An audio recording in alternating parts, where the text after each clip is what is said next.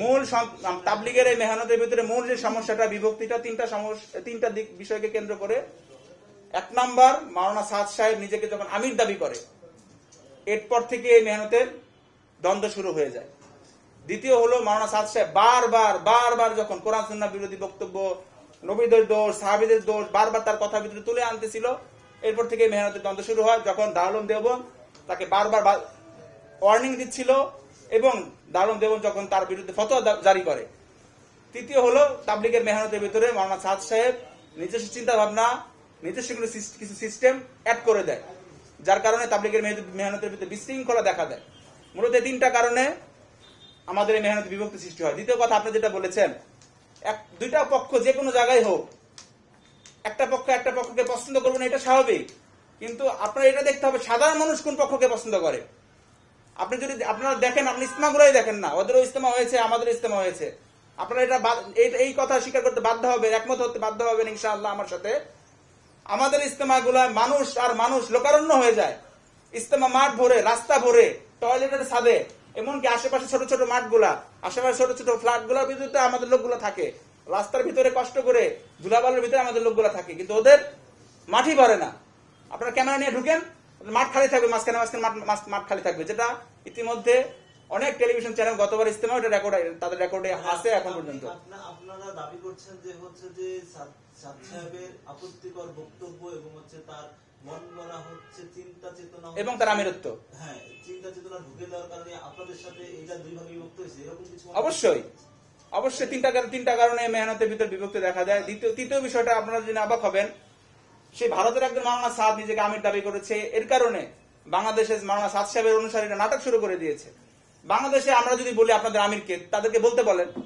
আচ্ছা, এইবারের মানে এই যে গন্ডগোলের সূত্রপাতটা কি? এইবার এটা আমি বলতেছি, আপনারা যদি বলি বাংলাদেশে তাদের আমিরকে, কেউ বলতে পারবে না। আমরা যদি বলি আমরা সুরাই নেজামের অধীনে থেকে মেহনত করতেছি, তারাও সুরাই নেজামের অধীনে থেকে মেহনত করতেছে, এই কথা তারা উইথড্র করতে পারবে না। তাদের সুরা আছে, তাদের সবকিছু আমাদের সিস্টেমই করতেছে। মাঝখান থেকে ওই এক মাওলানা সাদ দিল্লির ভ্রান্ত লোক, তাকে কেন্দ্র করে এই মেহনতের ভিতরে বিভক্তি। আজকের এইবারে মেহনতের সূত্রপাতটা হলো, আমি একটু ভাইয়ের সাথে একটু অ্যাড করি। আপনারা তো জোর ইজতেমা করলেন 2 তারিখ পর্যন্ত। 3 তারিখে 3 ডিসেম্বর আপনাদের মাঠ ছেড়ে দেওয়ার কথা ছিল না? মাঠ ছেড়ে দেওয়ার কথা কোথাও ছিল না। আপনারা এটা ভুল মেসেজ পাচ্ছেন। আমাদের মাঠ ছেড়ে দেওয়ার কথা কখনো ছিল না। আমাদের স্পষ্ট লেখা আছে প্রজ্ঞাপনের ভিতরে, আমরা 4 ফেব্রুয়ারি বেলা 3টায় আমরা মাঠ, ইজতেমার যে কমিটি থাকবে, বিভাগীয় কমিশনার ঢাকার সমন্বয়ে গঠিত, তার কাছে মাঠ হস্তান্তর করব। স্পষ্ট লেখা আছে, আপনারা চাইলে এটার কপি আমরা দিতে পারি। যেখানে মাওলানা সাদ সাহেবের লোকেরা মাঠে প্রবেশ করতে পারবে না, এটা লিখিত আছে, সেখানে তারা ইজতেমার তারিখ ঘোষণা দেওয়ার হিম্মত কোথায় পায়? আচ্ছা, আপনাদের যে জোর ইজতেমা চলছিল, এরপরে তো সাতপন্থীদেরও একটা জোর ইজতেমা হওয়ার কথা ছিল। হওয়ার কথা ছিল, তারা করবে। তারা কোথায় করবে তাদের ব্যাপার। মাঠে করার কথা ছিল না। মাঠে করার ঘোষণা সাদ সাহেবের লোকেরা নিজস্বভাবে দিয়েছে। তাদের মাঠে ঢোকার কথা 4 ফেব্রুয়ারি বেলা 3টায়। এটা প্রশাসনের সিদ্ধান্ত। আমরা তো মাঠ প্রস্তুতির কাজে ছিলাম। আমাদের নিয়ন্ত্রণ শব্দটা আসতেছে কেন? ইজতেমা যে হবে, এখানে তো ফেরেশতারা এসে, মাফ করবেন বলাটা ঠিক হচ্ছে কিনা আপনাদের এই ভাষায়, এখানে তো অটোমেটিকলি প্যান্ডেল সেট আপ হয়ে যাবে না। এখানে আমাদেরই কাজ করতে হবে এবং বরাবর এটা আমরাই করে থাকি। এটা তাদের ব্যাপার, তারা জানে। তারা এটার ঘোষণা দিয়েছে। আপনি একটা জিনিস মাফ করবেন, আরেকটু ক্লিয়ার হন। প্রজ্ঞাপনের ভিতরে স্পষ্ট লেখা আছে, সাদ সাহেবের অনুসারীরা 4 ফেব্রুয়ারি বেলা 3টায় মাঠে প্রবেশ করবে। যখন এর আগে মাঠে প্রবেশই করবে না, তাদের যে কোনো কাজ জোর করেন বা অন্য কোনো কাজ করেন, কিভাবে তারা ঘোষণা দিতে পারে মাঠের ভিতর?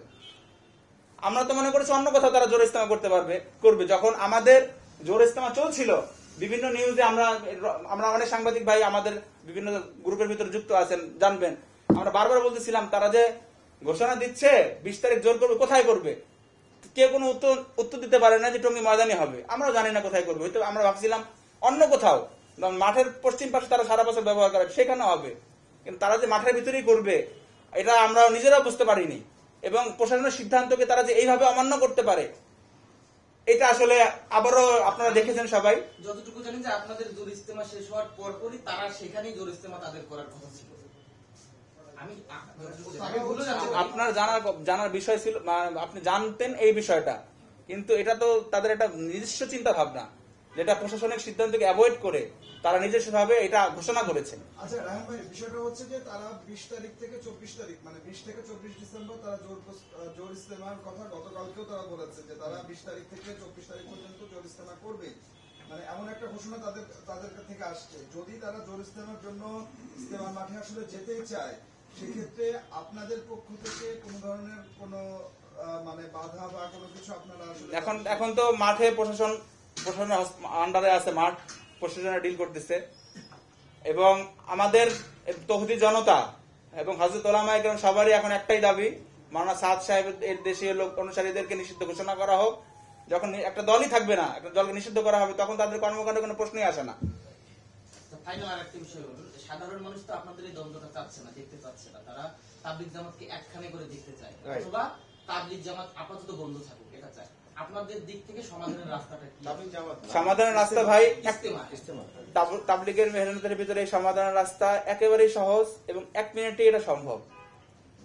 মাওলানা সাদ সাহেব যদি মনে করেন এই মেহনতকে আর রক্তাক্ত করবেন না, এই মেহনতকে আর প্রশ্নবিদ্ধ করবেন না, সাধারণ মানুষের কাছে এই মেহনতকে আর বিতর্কিত করবেন না, 1 মিনিটে সমাধান সম্ভব।